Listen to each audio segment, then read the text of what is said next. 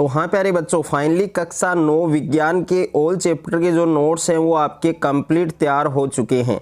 इस वीडियो के अंदर मैं आपको कक्षा 9 विज्ञान के कंप्लीट जो चैप्टर हैं आपके, यानी कक्षा 9 विज्ञान के अंदर आपके टोटल 15 चैप्टर हैं और 15 चैप्टर के कंप्लीट जो नोट्स हैं, हैंड रिटन जो नोट्स हैं, हस्त जो लिखित नोट्स हैं, वो इस वीडियो के अंदर मैं आपको देने वाला हूं। तो यहाँ पर आप देख सकते हैं शानदार नोट्स हैं और ये नोट्स पढ़कर आप एग्जाम में फोड़ सकते हैं। बहुत ही शानदार नोट्स हैं और ऐसे नोट्स आपको ऑफलाइन कोचिंग ना आपको स्कूल कहीं पर भी देखने को नहीं मिलेंगे। तो अगर आपने अभी तक हमारे चैनल को सब्सक्राइब नहीं किया है तो सब्सक्राइब कर लीजिए और साथ में नोटिफिकेशन बेल है उसको भी प्रेस कर लीजिए। और अगर आपको इसका PDF डाउनलोड करना है तो किस प्रकार से आप, किस माध्यम से आप PDF है वो डाउनलोड कर सकते हैं तो वो भी इस वीडियो के अंदर मैं आपको बताऊंगा। तो वीडियो को आपको पूरा देखना है। तो यहाँ पर देख सकते हैं सबसे पहले आपको चैप्टर नंबर 1 दिया गया है और चैप्टर नंबर 1 है आपके हमारे आसपास के पदार्थ। ओके, तो इसमें कंप्लीट आप देख सकते हैं पदार्थ है और यानी पदार्थ या द्रव्य, उसका जो परिभाषा है उसके एग्जाम्पल हैं और यहाँ पर है नोट और उसके बाद में है पदार्थ का भौतिक स्वरूप, यानी पदार्थ है वो कणों से मिलकर बना होता है और पदार्थ के ये कण कितने छोटे हैं। और उसके बाद में है पदार्थ के कणों के अभिलाक्षणिक गुण, यानी पदार्थ के कणों के बीच जो रिक्त स्थान होता है वो क्यों होता है, क्या रीजन है। और पदार्थ के कण हैं वो निरंतर गतिशील होते हैं। उसके बाद में नेक्स्ट टॉपिक है विसरण। ओके, और उसके बाद में है पदार्थ के कण हैं वो एक दूसरे को आकर्षित करते हैं। पदार्थ की अवस्थाएं कौन कौन सी होती हैं, जिसमें ठोस अवस्था को विस्तार से आप देख सकते हैं। और उसके बाद में है घनत्व और यहाँ पर जो हाईलाइट किए हुए हैं वो सबसे ज़्यादा इम्पोर्टेंट है। ओके, और उन पर ज़्यादा आपको फोकस रखना है। और उसके बाद में है आपके लिक्विड स्टेट यानी द्रव अवस्था और उसके बाद में आपको दे रखा है गैस अवस्था और यहाँ पर LPG और CNG का पूरा नाम दे रखा है जिसको हाईलाइट किया गया है। तो ये भी आपको कंप्लीट अच्छे से आप देख सकते हैं। और उसके बाद में है कि क्या पदार्थ अपनी अवस्था को बदल सकता है, परिवर्तित कर सकता है।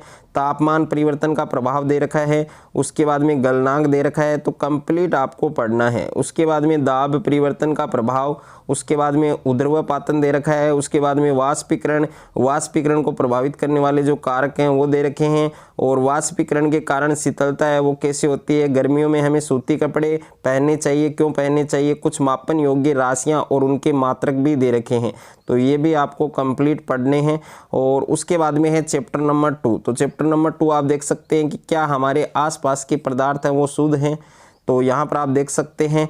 और अगर आपको इन नोट्स की PDF चाहिए, यानी कंप्लीट जो चैप्टर हैं उनकी एक साथ अगर आपको PDF आप लेना चाहते हैं तो यहाँ पर जो स्क्रीन पर जो नंबर दिए गए हैं आपको 7297831166, इन नंबर पर आप संपर्क करके हमारे द्वारा ये नोट्स हैं वो परचेज कर सकते हैं। यानी नोट्स है आपको परचेज करना होगा, इसके लिए कुछ पेमेंट है वो आपको करना होगा। अब किस प्रकार से आप ये नोट्स परचेज कर सकते हैं तो डिस्क्रिप्शन में पूरा प्रोसेस है वो दिया गया है। यानी पहले आपको इस नंबर पर व्हाट्सअप करना है या फिर आप कॉल भी कर सकते हैं, कॉल करके भी पूरी जो प्रोसेस है वो पूछ सकते हैं। और यहाँ पर देखिए चैप्टर नंबर 2 में मिश्रण दिया गया है, इसके एग्जाम्पल हैं और मिश्रण के प्रकार, समंगी मिश्रण और उसके बाद में है विषमंगी मिश्रण, इसके एग्जाम्पल दे रखे हैं।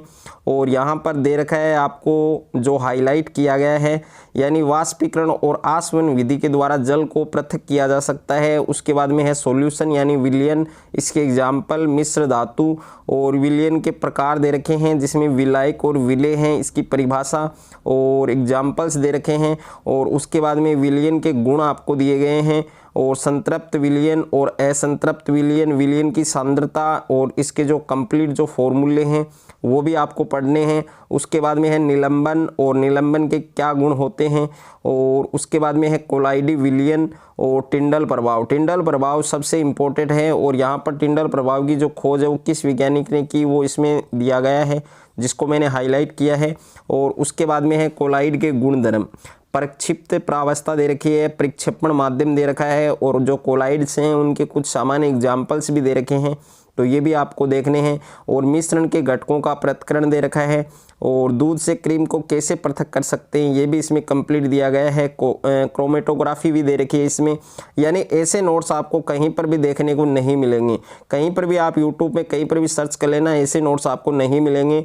और शानदार नोट्स हैं, बेस्ट नोट्स हैं। इस नोट्स में कोई किसी प्रकार का कोई इश्यू नहीं है, बेस्ट और कलरफुल नोट्स हैं। ओके, तो ये नोट्स आप परचेज कर सकते हैं।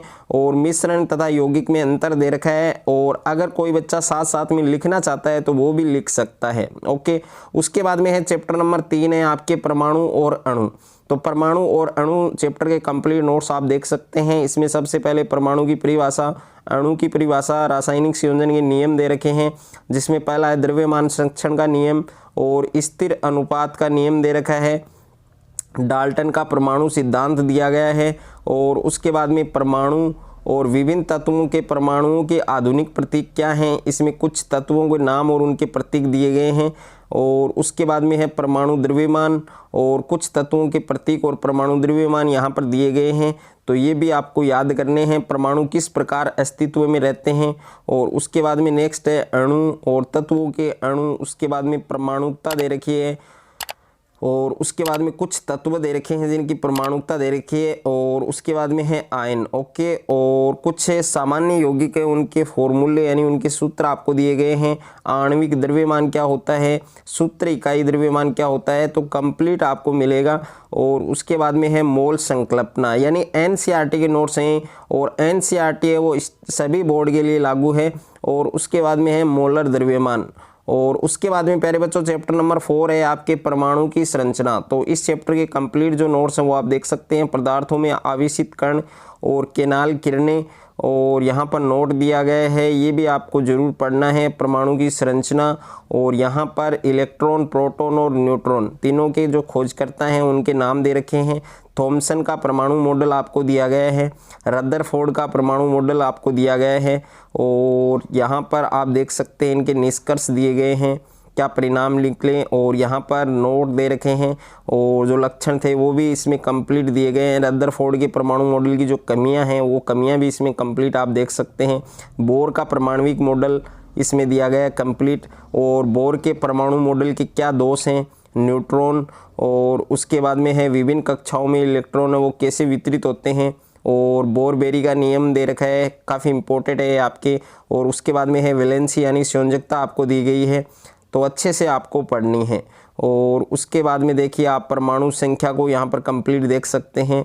और द्रव्यमान संख्या आपको दी गई है, समस्थानिक, और यहाँ पर जो हाईलाइट किए गए ये काफ़ी इंपॉर्टेंट हैं। और समस्थानिकों की विशेषताएं आपको दी गई है। उसके बाद में समस्थानिकों के क्या अनुप्रयोग हैं। और नेक्स्ट टॉपिक है आपके समबारीक, समबारीकों की विशेषताएं। और उसके बाद में प्यारे बच्चों चैप्टर नंबर 5 है आपके जीवन की मौलिक इकाई। तो इस चैप्टर के कंप्लीट जो नोट्स हैं वो आप देख सकते हैं। कोशिका, कोशिका की खोज यानी कोशिका की खोज किसने की, सजीव किससे बने होते हैं। और ऐसे ही शानदार और बेस्ट और कलरफुल नोट्स हैं वो आपको कक्षा 8 और 10 के भी मिल जाएंगे। कक्षा 11th 12th जो फिजिक्स, केमिस्ट्री, बायोलॉजी उनके भी मिल जाएंगे। अगर आपका कोई बड़ा या छोटा भाई बहन है वो इन नोट्स को खरीदना चाहता है, परचेज करना चाहता है, तो वो कक्षा 8, कक्षा 10 और कक्षा 9th के तो मैं इसी वीडियो के अंदर आपको बता रहा हूँ। और कक्षा 8 से लेकर कक्षा 12 तक के नोट्स हैं हमारे पास, तो वो आप परचेज कर सकते हैं। प्लाज्मा झिल्ली और कोशिका झिल्ली क्या होती है, प्रासरण। और उसके बाद में है आपके नेक्स्ट यहाँ पर प्रासरण विसरण की एक विशिष्ट विधि है जिसमें वर्णात्मक झिल्ली द्वारा गति होती है। तो ये हाईलाइटेड वर्ड है, इनको भी जरूर पढ़ना है। कोशिका भित्ति, और उसके बाद में केंद्रक दे रखा है। और प्रोकैरियोटिक कोशिकाएं और यूकैरियोटिक कोशिकाओं में अंतर आपको दिया गया है। कोशिका द्रव्य, और उसके बाद में है कोशिका अंगक। उसके बाद में है अंतःद्रव्य जालिका। ओके, जो 2 प्रकार की होती है, दोनों प्रकारों को समझाया गया है यहाँ पर। और उसके बाद में है गोल्जी उपकरण, और उसके बाद में है लाइसोसोम। माइटोकॉन्ड्रिया दे रखा है, प्लास्टिड दे रखा है, और रसधानियाँ और पादप कोशिका और जंतु कोशिका में क्या डिफरेंस होता है वो भी कंप्लीट दिया गया है। उसके बाद में है प्यारे बच्चों चैप्टर नंबर 6 आपके उत्तक यानी टिश्यू। इस चैप्टर के कंप्लीट जो नोट्स हैं वो आप देख सकते हैं। सबसे पहले उत्तक की परिभाषा, क्या पौधे और जंतु एक ही तरह के उत्तकों से बने होते हैं, पादप उत्तक के प्रकार। और उसके बाद में है आपके नेक्स्ट यहाँ पर सरल स्थायी उत्तक दिया गया है। और जो भी मेन पॉइंट है, जो भी मेन वर्ड्स हैं उनको यहाँ पर हाईलाइट किया गया है। और उसके बाद में है एपिडर्मिस, इनके कार्य, स्टोमेटा यानी रंध्र क्या होता है, इनके क्या कार्य होते हैं, जटिल स्थायी उत्तक के बारे में आप देख सकते हैं जिसमें जाइलम को समझाया गया है।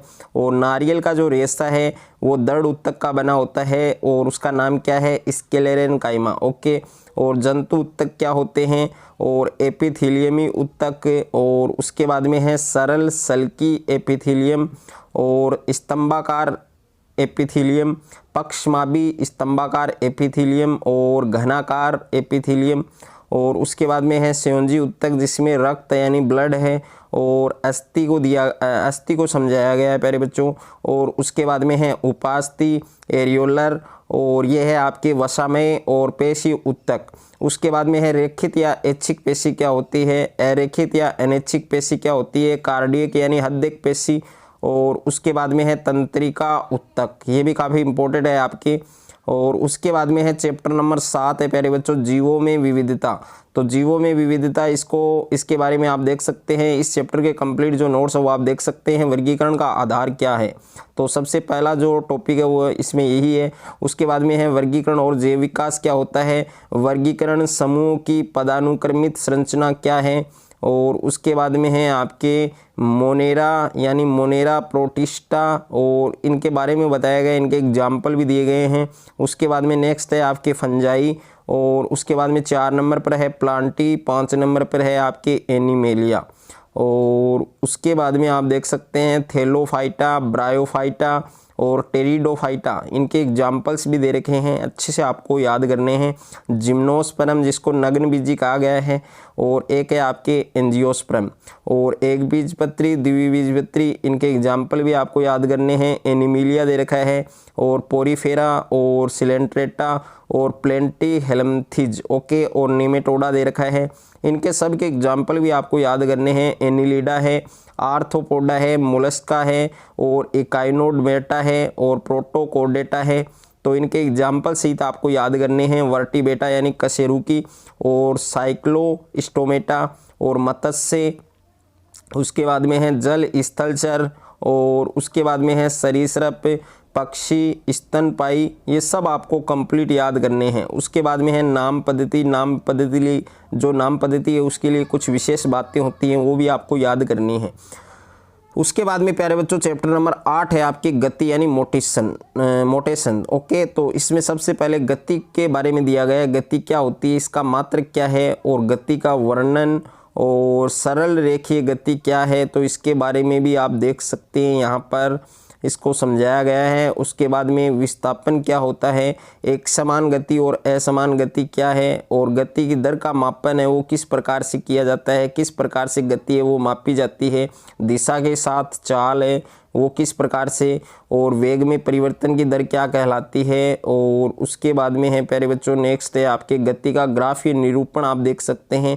दूरी और समय के बीच जो ग्राफ आएगा वो किस प्रकार से आएगा, समय और विस्थापन के बीच ग्राफ आप देख सकते हैं, और चाल और समय के बीच आप ग्राफ है वो देख सकते हैं कि किस प्रकार से ग्राफ है वो बनेगा यहाँ पर, और वेग और समय के बीच ग्राफ आप देख सकते हैं। ग्राफ के द्वारा गति के समीकरण को स्थापित करना, और गति का प्रथम समीकरण आप देख सकते हैं प्यारे बच्चों।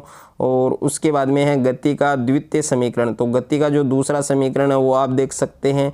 गति का तीसरा समीकरण है वो आप इसमें देख सकते हैं। और एक समान वर्तीय गति क्या है, क्या इसके एग्जाम्पल्स हैं। और उसके बाद में हम बात करें आपके चैप्टर नंबर 9 है बल तथा गति के नियम। ओके, तो सबसे पहले बल की परिभाषा दे रखी है। बल है वो 2 प्रकार के होते हैं, संतुलित और असंतुलित। इसमें संतुलित बल क्या होता है इसकी परिभाषा दे रखी है और इसके बारे में विस्तार से समझाया गया है। दूसरा है आपके असंतुलित बल, और इनको 2 उदाहरण के द्वारा भी आप समझ सकते हैं। संतुलित और असंतुलित बल है उनमें क्या डिफरेंस है, क्या अंतर है। और न्यूटन के गति का नियम आपको दे रखा है, प्रथम नियम।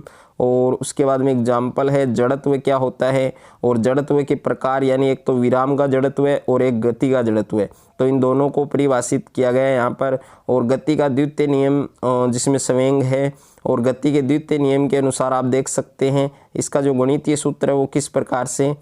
स्थापित किया जाएगा। और बल का मात्रक आप देख सकते हैं और गति का तृतीय नियम आपको यहाँ पर दिया गया है। दैनिक जीवन में गति विषयक तृतीय नियम के उदाहरण दे रखे हैं। गोली छूटने पर बंदूक है वो पीछे गति करती है। जेट वायुयान तथा रॉकेट की गति और मनुष्य के द्वारा पृथ्वी पर चलना और संवेग संरक्षण दे रखा है। उपपत्ति दे रखी है, इसको आपको जरूर तैयार करना है। उसके बाद में है प्यारे बच्चों चैप्टर नंबर 10 है आपके गुरुत्वाकर्षण। तो सबसे पहले गुरुत्वाकर्षण के बारे में दिया गया है। अभिकेंद्र बल क्या होता है और गुरुत्वाकर्षण का सार्वत्रिक नियम क्या है और कंप्लीट आप देख सकते हैं इसमें। उसके बाद में है सार्वत्रिक गुरुत्वाकर्षण नियतांक जी की परिभाषा। ओके, जो आप यहाँ पर देख सकते हैं।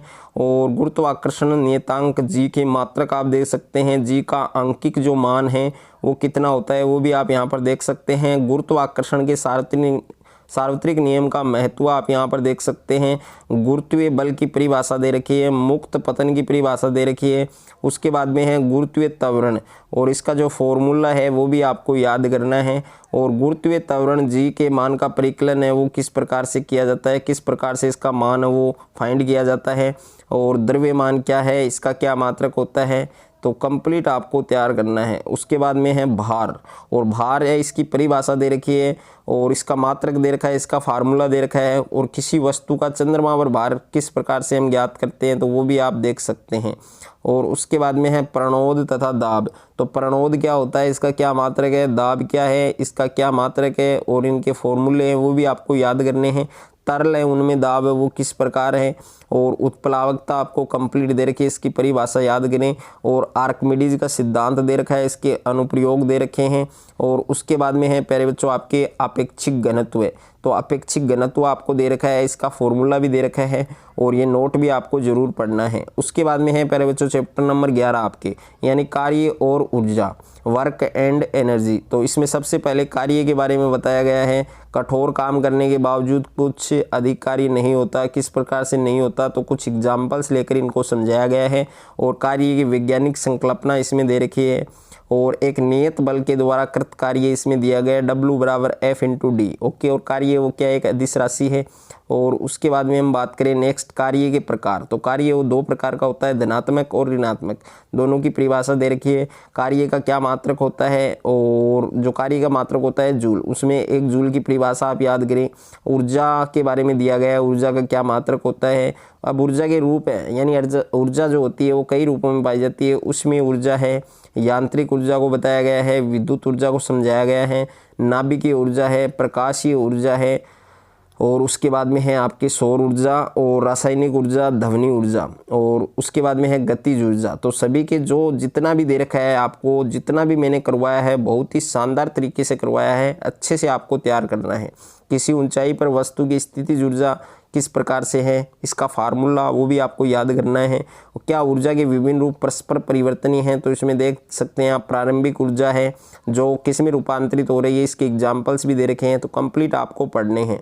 ऊर्जा संरक्षण का नियम दे रखा है, यांत्रिक ऊर्जा का संरक्षण दे रखा है। इसमें कार्य करने की दर है वो शक्ति कहलाती है और इसे P से दर्शाते हैं। इसका मात्रक दे रखा है और शक्ति के मात्रक भी दे रखे हैं, 1 वाट की परिभाषा। और कार्य के अन्य मात्रक हैं ये भी आपको याद करने हैं। जितना भी मैंने जिन वर्ड्स को हाईलाइट किया है वो सबसे ज़्यादा इंपॉर्टेंट है प्यारे बच्चों, उनको आप अच्छे से याद करें। उसके बाद में है ऊर्जा का व्यावसायिक मात्रक। तो यहाँ पर आप देख सकते हैं ऊर्जा का व्यावसायिक मात्रक क्या है। उसके बाद में है चैप्टर नंबर 12। चैप्टर नंबर 12 है आपके ध्वनि यानी साउंड। ओके, तो इस चैप्टर के कंप्लीट नोट्स आप देख सकते हैं। ध्वनि का उत्पादन और ध्वनि का संचरण, उसके बाद में ध्वनि संचरण के लिए माध्यम की आवश्यकता। और ध्वनि तरंगे हैं वो अनुदैर्ध्य तरंगे हैं। ध्वनि तरंग के अभिलक्षण दे रखे हैं जिसमें तरंग दैर्ध्य को बताया गया है, समझाया गया है, आवृत्ति को समझाया गया है, इसका मात्रक दिया गया है, आवर्तकाल इसकी परिभाषा और इसका मात्रक और इसका फॉर्मूला भी दिया गया है, 1/, आवर्तकाल यानी आवर्ती बराबर 1/, आवर्तकाल। और ध्वनि के अभिलक्षणों के संबंध में कुछ तथ्य निम्नवत हैं, इन तथ्यों को भी आपको याद करना है। उसके बाद में है विभिन्न माध्यमों में ध्वनि की चाल और ध्वनि का परावर्तन वो किस प्रकार से होता है, प्रतिध्वनि क्या होती है। और उसके बाद में है अनुरणन क्या होता है और ध्वनि के बहुल परावर्तन के उपयोग कौन कौन से हैं। और सर्वयता का परिसर की अगर मैं बात करूं तो जिसमें सर्वय तरंगों के बारे में समझाया गया है। अब सर्वय तरंगें क्या होती हैं, प्रासर्वय तरंगें क्या होती हैं, प्राध्वनि के जो अनुप्रयोग है वो भी दे रखे हैं इसमें। और सोनार क्या है, सोनार एक ऐसी युक्ति है जिसमें जल में स्थित पिंडों की जो दूरी होती है, जो डिस्टेंस है, डायरेक्शन यानी दिशा है, और जो स्पीड है यानी चाल है, मापने के लिए हम पराध्वनिक तरंगों का उपयोग करते हैं। तो कंप्लीट आपको पढ़ना है, इसकी कार्य विधि भी दे रखी है और मानव करण है उसकी संरचना भी इसमें कंप्लीट दी गई है। उसके बाद में है प्यारे बच्चों चैप्टर नंबर 13 यानी हम बीमार क्यों होते हैं। तो इस चैप्टर के कंप्लीट जो नोट्स हैं वो आप देख सकते हैं। सबसे पहले स्वास्थ्य के बारे में समझाया गया है, अच्छे स्वास्थ्य की आवश्यक स्थितियां कौन कौन सी हैं, व्यक्तिगत तथा सामुदायिक समस्याएं दोनों ही स्वास्थ्य को प्रभावित करती हैं, तो इसके बारे में भी डिटेल से बताया गया है। स्वस्थ रहने तथा रोगमुक्त में क्या अंतर है, रोग तथा इसके क्या कारण हैं और रोग किस तरह के दिखाई देते हैं, और उसके बाद में है तीव्र प्रचंड तथा दीर्घकालिक रोग कौन कौन से हैं, और दीर्घकालिक रोग तथा अस्वच्छता, और यहाँ पर इसका एग्जाम्पल दिया गया है, रोग के क्या कारक हैं, और संक्रामक रोग क्या होता है, असंक्रामक रोग क्या होता है, और यहाँ पर नोट है। और उसके बाद में संक्रामक रोग यानी संक्रामक कारक के बारे में बताया गया है, वायरस के द्वारा होने वाले रोग, बैक्टीरिया के द्वारा होने वाले रोग, प्रोटोजोआ के द्वारा होने वाले रोग, और वायरस व बैक्टीरिया के जैविक गुणों में क्या समानता है ये भी आपको याद करनी है। एंटीबायोटिक यानी प्रतिजैविक क्या है, और उसके बाद में है पेनिसिलिन एंटीबायोटिक के क्या कार्य हैं, रोग फैलने के क्या साधन हैं, और वायु के द्वारा रोग फैलता है, जल और भोजन के द्वारा, रोगवाहक के द्वारा, लैंगिक संपर्क के द्वारा। तो इसमें कंप्लीट पढ़ाया गया है, अच्छे से समझाया गया है। अंग विशिष्ट तथा उत्तक विशिष्ट क्या होते हैं, और रोग के उपचार, रोगों के उपचार दो प्रकार से किए जाते हैं, और रोग हैं उनके निवारण जिसमें सामान्य विधियां हैं, रोग विशिष्ट विधियां हैं, और प्रतिरक्षीकरण हैं। और उसके बाद में है प्यारे बच्चों चैप्टर नंबर 14 है आपकी प्राकृतिक संपदा। तो इस चैप्टर के कंप्लीट जो नोट्स हैं वो आप देख सकते हैं। सबसे पहले जीवन की श्वास यानी वायु और जलवायु के नियंत्रण में वायुमंडल की क्या भूमिका है, वायु की गति यानी पवनों के बारे में समझाया गया है, वायु की गति का क्या कारण है, वर्षा होने का क्या कारण है, जलवाष्प क्या है और वर्षा क्या है। और उसके बाद में है वायु प्रदूषण, वायु प्रदूषण के बारे में कंप्लीट जो डिटेल से यहाँ पर समझाया गया है। वायु प्रदूषण से जीवों पर पड़ने वाले प्रभाव, और अम्लीय वर्षा क्या होती है, अम्लीय वर्षा के क्या दुष्प्रभाव हैं, जल एक अद्भुत द्रव्य यानी जल के स्रोत कौन कौन से हैं, जल प्रदूषण क्या होता है, जल प्रदूषण के क्या कारण हैं, इसके रोकने के क्या उपाय हैं। उसके बाद में है मृदा यानी मिट्टी है उसका निर्माण, निम्नलिखित कारक मृदा बनाते हैं, सूर्य है, पानी है और वायु है, जीवित जीव। मृदा अपरदन क्या होता है, इसका क्या कारण है, और मृदा अपरदन को हम किस प्रकार से रोक सकते हैं, तो इसके रोकने के उपाय भी दिए गए हैं। जैव रासायनिक चक्रण दिया गया है जिसमें जलीय चक्र है, नाइट्रोजन चक्र है और कार्बन चक्र है, और उसके बाद में है ऑक्सीजन चक्र, और उसके बाद में है ग्रीन हाउस प्रभाव यानी CO2 का प्रतिशत बढ़ने के कारण दुष्प्रभाव। ओजोन परत क्या होती है, ओजोन परत में छिद्र होने के क्या कारण हैं, तो ये भी कंप्लीट आपको पढ़ना है। उसके बाद में है प्यारे बच्चों चैप्टर नंबर 15, ये आपकी लास्ट चैप्टर है, खाद्य संसाधनों में सुधार। तो इसमें सबसे पहले खाद्य संसाधन है उसमें किस प्रकार से सुधार कर सकते हैं, भारत में खाद्य संसाधनों में सुधार की आवश्यकता और संपूर्ण जीवन यापन के लिए, और फसलों के प्रकार दे रखे हैं, अनाज की फसल हैं, दालें हैं, तेल हैं, सब्जियों मसाले व फल दे रखे हैं, चारा फसलें दे रखी हैं। फसलों का वर्गीकरण ऋतु के आधार पर दो प्रकार से किया जाता है, खरीफ की फसल और रबी की फसल। और फसल उत्पादन है उसमें किस प्रकार से सुधार किया जा सकता है, और फसल की किस्मों में किस प्रकार से सुधार कर सकते हैं, और फसल की किस्मों में सुधार करने के तरीके कौन कौन से हैं, संकरण है और आनुवंशिक रूपांतरित फसलें हैं। और फसल की किस्म में सुधार हेतु कौन कौन से कारक हैं, उच्च उत्पादन, उन्नत किस्में। और जैविक तथा अजैविक प्रतिरोधकता क्या है, परिपक्वन काल में परिवर्तन, व्यापक अनुकूलता, ऐच्छिक सस्य विज्ञान गुण, फसल उत्पादन प्रबंधन। और उसके बाद में है पोषक प्रबंधन, वृत्त पोषक तत्व, सूक्ष्म पोषक तत्व। और उसके बाद में है खाद, खाद के प्रयोग से क्या क्या लाभ हैं, खाद के प्रकार दे रखे हैं जिसमें कंपोस्ट तथा वर्मी कंपोस्ट। और दूसरी है आपकी हरी खाद, उर्वरक क्या होता है, सिंचाई क्या होती है, और सिंचाई किस प्रकार से हम कर सकते हैं, कौन कौन से साधनों से कर सकते हैं, कुएं हैं, नहरें हैं, नदी जल उठाव प्रणाली प्रणाली है, तालाब है, और उसके बाद में नेक्स्ट है आपके फसल पैटर्न, जिसमें मिश्रित खेती और मिश्रित खेती के क्या फ़ायदे हैं, अंतरा फसलीकरण क्या है, अंतरा फसलीकरण के क्या फ़ायदे हैं, फसल चक्र क्या होता है, फसल सुरक्षा प्रबंधन, कीट पीड़क 3 प्रकार से पौधों पर आक्रमण करते हैं, तो 3 जो प्रकार है वो यहाँ पर दिए गए हैं। अनाज का भंडारण है वो किस प्रकार से किया जाता है, जैविक कारक और अजैविक कारकों के द्वारा हम किस प्रकार से कर सकते हैं। और उसके बाद में है पशुपालन, पशुपालन की आवश्यकता, पशु कृषि दे रखी है, और दूध देने वाले पशु, बाहर ढोने वाले पशु, और पशुओं की नस्लें जिसमें भारतीय या देसी नस्लें हैं और एक विदेशी नस्लें, पशुधन फार्म का प्रबंधन, पशुओं का आवश्यक आहार दे रखा है, और पशुओं में रोग। उसके बाद में यहाँ पर दिए गए हैं कुक्कुट यानी मुर्गी पालन, और अंडों और जो ब्रोलर है उनका उत्पादन किस प्रकार से किया जाता है, आवास का रख रखाव दिया गया है, मुर्गियों के रोग और उनके बचाव दे रखे हैं। उसके बाद में है मत्स्य उत्पादन यानी मछली उत्पादन, मछली पकड़ना और मछली संवर्धन, और समुद्री मत्स्य की दे रखा है इसमें, और समुद्री संवर्धन यानी मेरीकल्चर दिया गया है। अंतःस्थलीय मत्स्यिकी के बारे में दिया गया है, मधुमक्खी पालन, और यहाँ पर मधुमक्खी की कुछ किस्में हैं, उनके वैज्ञानिक नाम और सामान्य नाम दिए गए हैं। तो ये आपको कंप्लीट पढ़ना है, और इसी के साथ कक्षा 9 विज्ञान एनसीईआरटी के कंप्लीट जो चैप्टर हैं आपके, टोटल 15 चैप्टर हैं, तो 15 चैप्टर के नोट्स हैं वो इस वीडियो के अंदर मैंने आपको बताए हैं। अगर आपको ये नोट्स अच्छे लगे तो वीडियो को आप ज़्यादा से ज़्यादा बच्चों के साथ शेयर करें, ज़्यादा से ज़्यादा आप वीडियो को लाइक करें। अगर आप ये नोट्स परचेज़ करना चाहते हैं तो यहाँ पर डिस्क्रिप्शन में पूरा प्रोसेस आपको दिया गया है, वहाँ पर आपको कॉन्टैक्ट नंबर दिया गया है, वहाँ से संपर्क करके हमारे द्वारा ये नोट्स हैं वो आप परचेज़ कर सकते हैं।